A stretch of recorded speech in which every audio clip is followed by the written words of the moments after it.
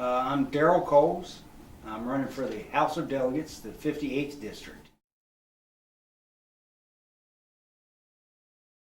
I run a construction company. We've been in business for 23 years. It's a family-owned business, Cowles & Sons Construction. I'm a bricklayer and a carpenter by trade.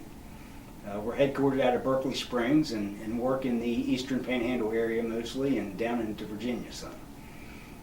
I've been involved in politics, served in the House of Delegates since 2006.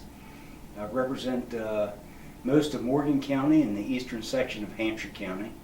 I've also served on the Economic Development Authority, the Planning Commission, and some other boards and commissions, including the Board of Directors of the Chamber of Commerce and the Home Builders Association. I think I'm well positioned. I have a great relationship with my colleagues on both sides of the aisle and the leaders down at the state capitol to bring attention to the things that matter to the 58th District.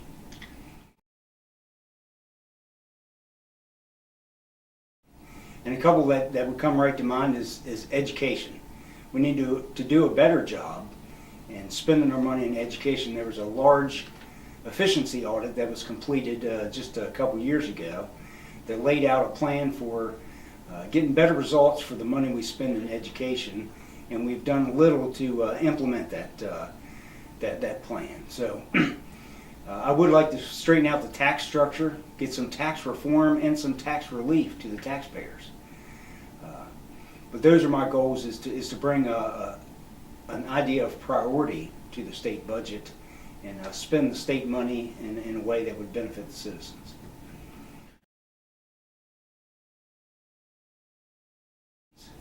So I think it is critically important for our state to be competitive with surrounding states. We can do a better job of making our state competitive. That in turn will help jobs and businesses locate in the 58th District, in Eastern Hampshire, and in Morgan County. I think we've had some success there, and we can do more.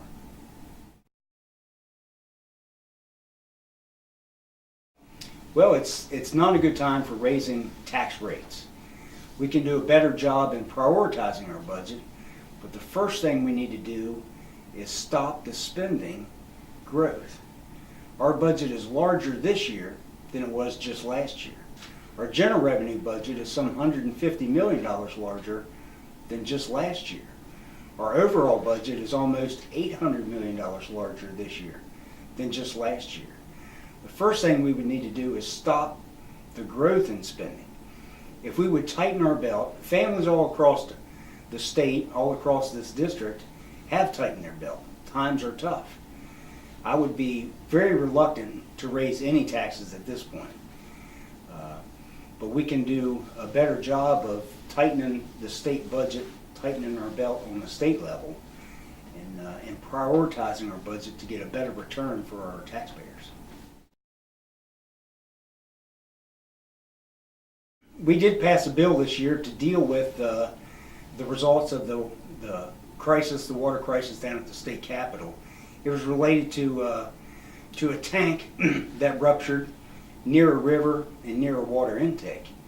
And the bill that we passed was a statewide bill that set up areas of critical concern for tank storage, chemical storage in tanks near waterways and water intakes. I think it's critically important that we protect our waterways. We are blessed in this area with great water.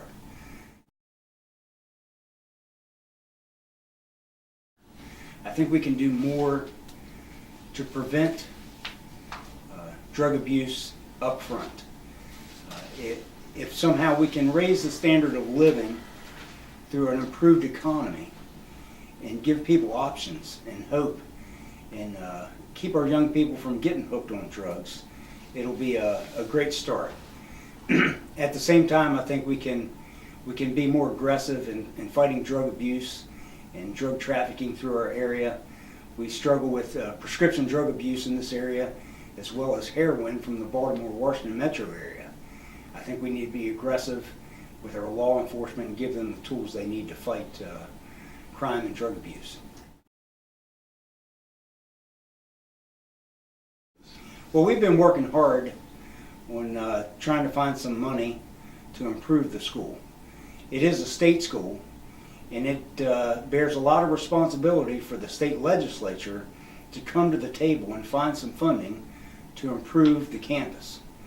We've been working hard on that, and I think we've made some headway. We created a legislative caucus for the West Virginia School for the Deaf and Blind and held a couple meetings down at the state capitol. That caucus was well attended by senators and delegates and members of the state school board, members of the school building authority.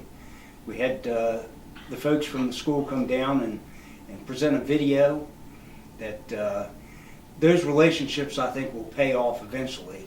The discussions were well received, the needs were conveyed to my colleagues, and I'm hopeful that in the future we're going to be able to secure some funding.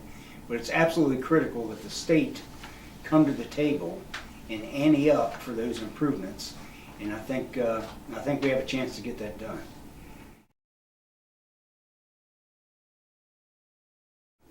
Business in West Virginia, jobs are important.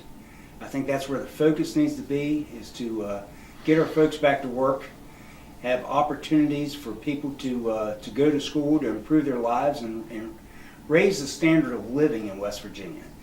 Those things aren't easy. There's no quick fix for that. But if we invest in our infrastructure, if we improve education, improve access to higher education, and empower the citizens with a fair and reasonable government, I think we can get there. We can improve our state and all those things by raising the standard of living in our state.